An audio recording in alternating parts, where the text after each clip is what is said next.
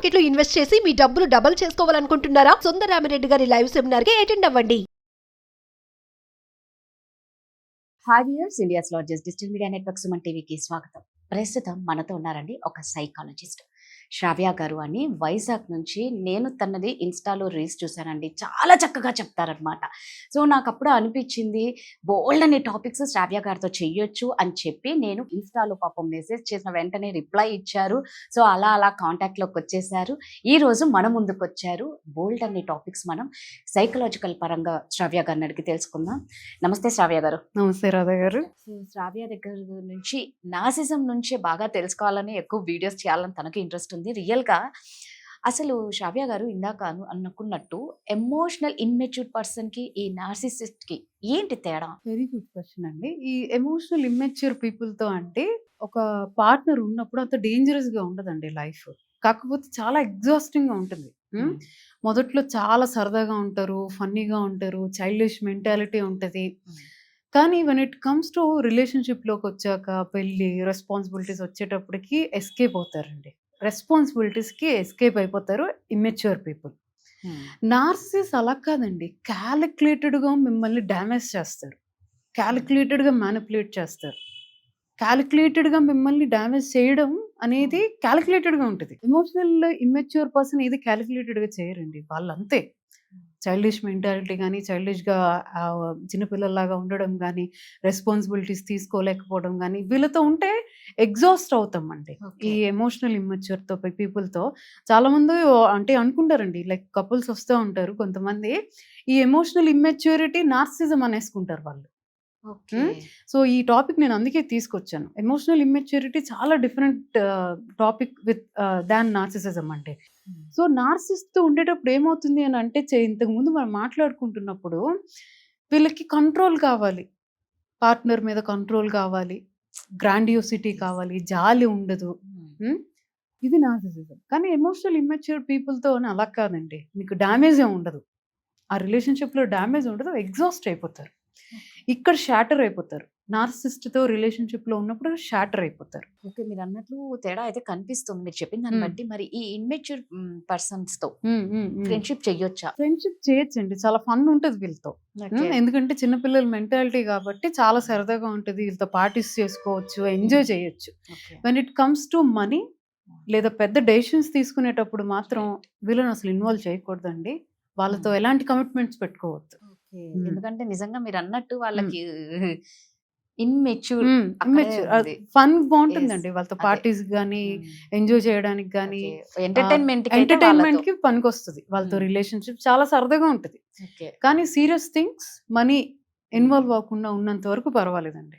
Okay, so ఇప్పుడు మామూలుగా ఇప్పుడు నేను ఎందుకు అడుగుతున్నాను అంటే, ఇలాంటి వాళ్ళతో సఫర్ అయ్యే పార్ట్నర్స్, నాసిజం ఉన్న వాళ్ళతో సఫర్ అయ్యే పార్ట్నర్స్ ఉండలేక, బయట పడలేక, మీకు తెలిసి ఉంటుంది, మీ క్లయింట్స్ చాలా మంది ఉంటారు, డివోర్స్ సంఖ్య కూడా వీళ్ళ వల్లే ఎక్కువ అన్నారు. అవును, అంటే ఇప్పుడు ఇవ్వకుండా ఉంటారు, కొన్నేళ్ళు సఫర్ చేస్తూ ఉంటారు. అప్పుడు అవతల పర్సన్ పరిస్థితి ఏంటండి? అంటే ఇక్కడ పెద్ద ప్రాబ్లం ఏంటంటే రాధా గారు, ఈ నార్సిసిస్ట్ తో ఏమవుతుంది అంటే, డివోర్స్ కేసులు తేలవండి 10 to 15 years వరకు. హైయెస్ట్ ఇది 10 to 15 years వరకు. ఎందుకంటే they are very good at manipulation అండి. కౌన్సిలింగ్కి వచ్చినా కూడాను కపుల్స్ వస్తారండి, విక్టిమ్ తన బాధ తనతో చెప్పుకుంటుంది.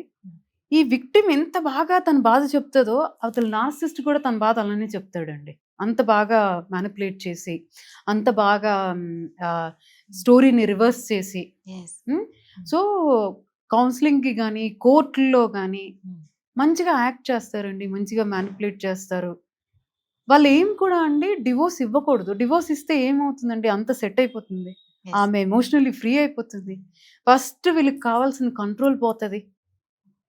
నా కంట్రోల్ పోయింది, నా చేతిలోంచి వెళ్ళిపోతారు ఆ మనిషి. వాళ్ళకి అది నచ్చదండి. దానివల్ల ఎంత ఏడిపించాలో అంత ఏడిపిస్తారు కోర్టుల్లో, లాగ్ చేస్తూ ఉంటారు. బేసిక్గా కంట్రోల్ పోవడం అనేది వాళ్ళకి ఒక నైట్ మేర్.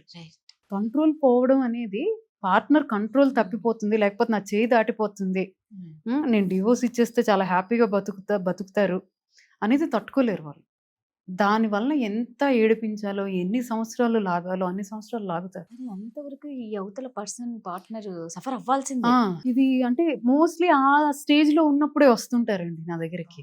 ఓకే. నా స్టేజ్‌లో ఉన్నప్పుడు కోర్ట్‌లో తేలట్లేదండి ఇది. ఇంకా అవుతూనే ఉంటది. వాళ్ళ ముందు మంచిగా మాట్లాడతాడు. లేకపోతే నేను మారతాను అంటారండి ఎస్పెషల్లీ. నాకు ఒక ఛాన్స్ ఇవ్వు, నేను Yes. మారతాను. హూవరింగ్ అంటారండి దాన్ని.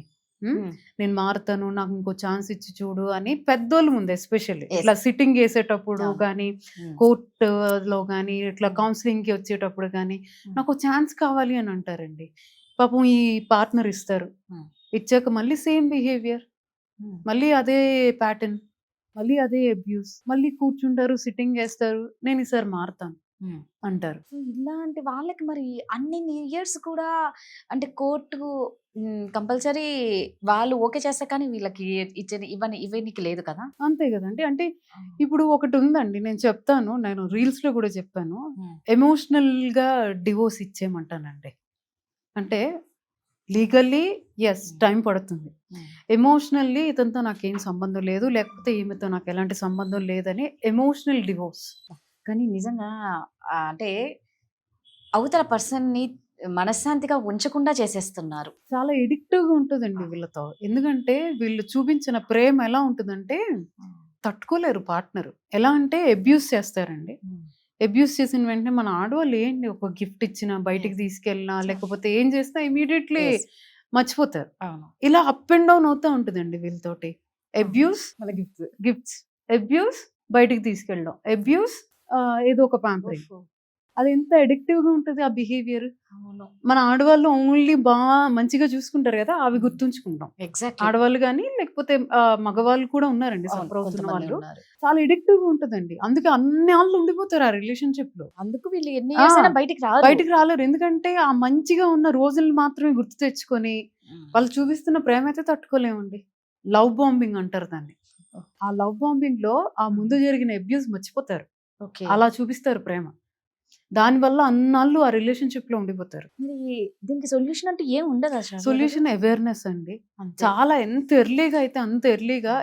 ఎంత ఎడిక్టివ్ అంటే అది చెప్తున్నాను కదండి, ఆ ప్యాటర్న్ ఎంత ఎడిక్టివ్ ఉంటుందండి. ఆ లవ్ బాంబింగ్ ఫేజ్ అండి మనిషిని అట్లా ఉంచేస్తుందండి. ఓకే, నువ్వు ఇప్పుడు ఎలా అంటే నువ్వు ఇప్పుడు అబ్యూస్ చేస్తున్నా, తర్వాత నాకు ప్రేమ ఇస్తావు కదా, దానికి అలవాటు పడిపోయి ఉంటారు. తర్వాత నాకు ఇచ్చే ప్రేమ నేను తట్టుకోలేను, ఆ దానికి కూడా అలవాటు పడిపోయి ఉంటారు. ఇంత అబ్యూస్ చేస్తున్నా, నువ్వు నాకు ప్రేమ కూడా ఇస్తున్నావు కదా, అది కావాలి నాకు. అది కూడా మామూలుగా ఉండదు ఆ ప్రేమ. లవ్ బాంబింగ్ పిల్లలకి ఎఫెక్ట్ పడుతుంది కదా. పిల్లలు చాలా ఎఫెక్ట్ అవుతారు. ఇందాక నేను చెప్పినట్టండి, ఐదర్ ఆ ఆ పిల్లలు ఐదర్ నార్సిసిస్ట్ అయినా అవుతారు, అంతే. లేదు బాగా సప్రెస్ చేసేసుకుంటారండి. నీడ్స్ కానీ, ఎమోషనల్ నీడ్స్ కానీ, బయటికి చెప్పుకుంటే జడ్జిమెంట్ పాస్ చేయడం కానీ, దానికోసం మాట్లాడితే అది చాలా ఎక్కువే అవుతుందండి. అంటే పేరెంట్స్ నార్సిస్టిక్ పేరెంటింగ్ ఎలా ఉంటుంది అని అంటే that is a different topic. మళ్ళీ ఖచ్చితంగా చేద్దాం. సో నిజంగా దీనికి ఒక అవేర్నెస్ కావాలి అని దీని గురించి చాలా టాపిక్స్ నేను శ్రావ్య గారు చేయాలని అనుకున్నాను. శ్రావ్య గారు చెప్పారు. సో మీరు కూడా అండి ఏదైనా ముదిరిపోయేదాకా ఉంటే తీయడం Yes, ma'am. చాలా కష్టం. ఏదైనా స్టార్టింగ్లో మీరు ప్రాబ్లం ఫేస్ చేస్తున్నారు అంటే ఎవరికి చెప్పుకోలేకపోతున్నాము, దీన్ని సీక్రెట్గా ఉంచాలి అన్నా కూడా చక్కగా మీరు శ్రావ్య గారిని కాంటాక్ట్ అవ్వచ్చు. చాలా సీక్రెట్గా ఉంచి మీకంటే ఒక ట్రీట్మెంట్ని ఇస్తారు. థ్యాంక్ యూ అండి. థ్యాంక్ యూ అండి.